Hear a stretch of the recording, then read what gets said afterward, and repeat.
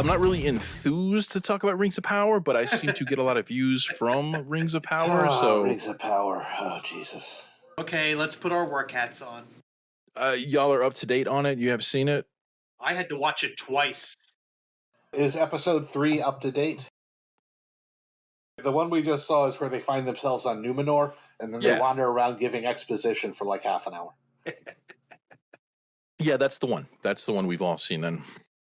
And Gladriel continues to just be a delight. She's so sour. Even when she's smiling while riding the horse, it looked like it hurt her to smile. That was like a weird Baywatch moment, too.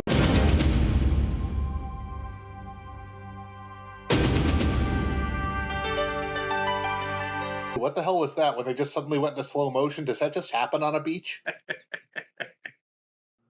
Oh, wait. They were on Numenor, home of Numi.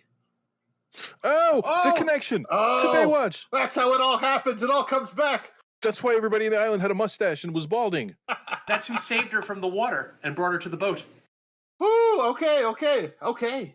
So wait, that's not Sauron. That's Numi. The Baywatch theme could be applied to the plot of Rings of Power pretty easily. Some people stand in the darkness, afraid to step into the light. Some people need to help somebody. Blah, blah, blah, blah, blah. Other words, I'll be ready to go on a walkabout quest and throw a ring into a volcano. Oh my God, this is a secret Baywatch prequel. Hasselhoff knew the whole time. He knew. He knew. Oh my God. When they get rescued and are put on the boat, they're like, where are you taking us to? And he kind of like leans in and he's like, I forgot what he said, but he's doing it with like this. I guess my thought is that's the island that he lives on, right? Yeah. He's going to take him to the island that he lives on. No big fucking deal.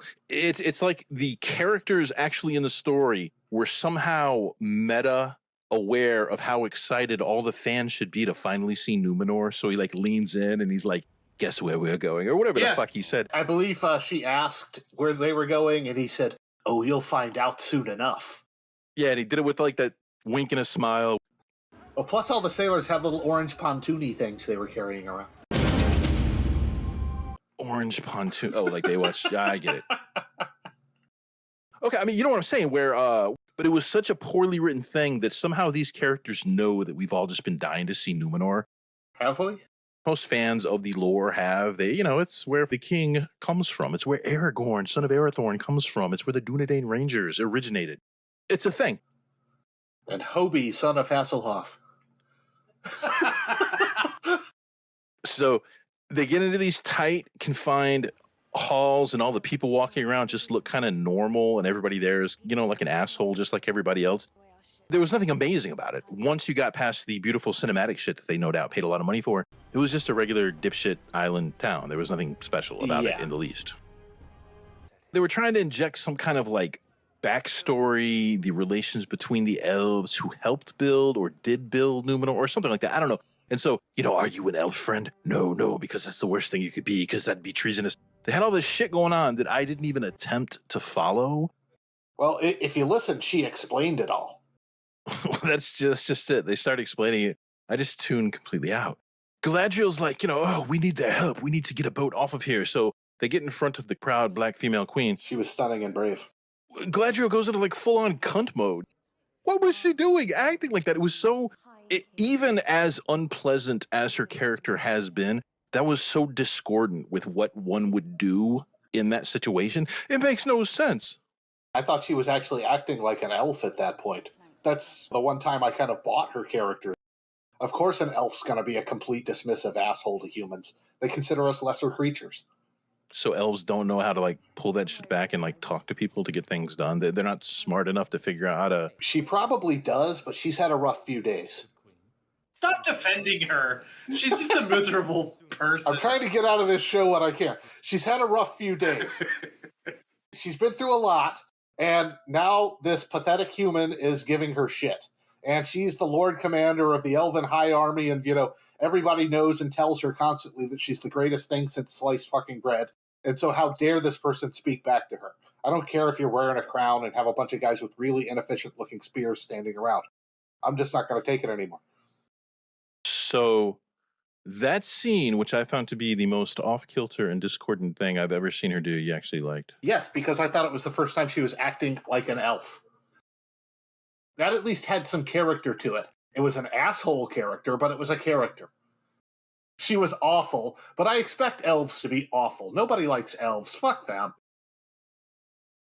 So a continuing theme, like an underlying, you like to, when you have a big epic spanning story, you like to identify the seams and make sure they're like properly woven throughout. And, you got to like reinforce that, here's our theme. This is what we're about.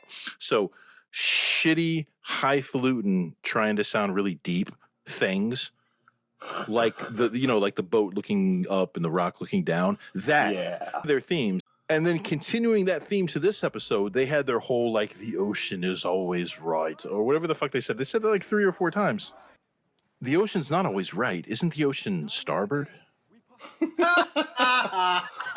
They're fucking sailors. If anybody is going to get that right, I'm sorry. If anybody's going to get that correct, it should be them. They're not great sailors. They're really shitty sailors. They don't want anybody to know. They're very self-conscious about their... Well, they have those fucktarded 2-masted sail weirdness going on, so...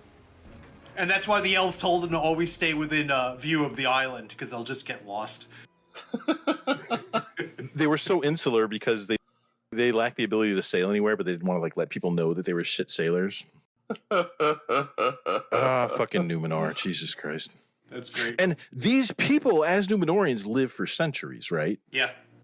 Because Aragorn, as a watered down throughout the centuries descendant of the Numenorians, lived longer than other men because he is... A descendant, yeah.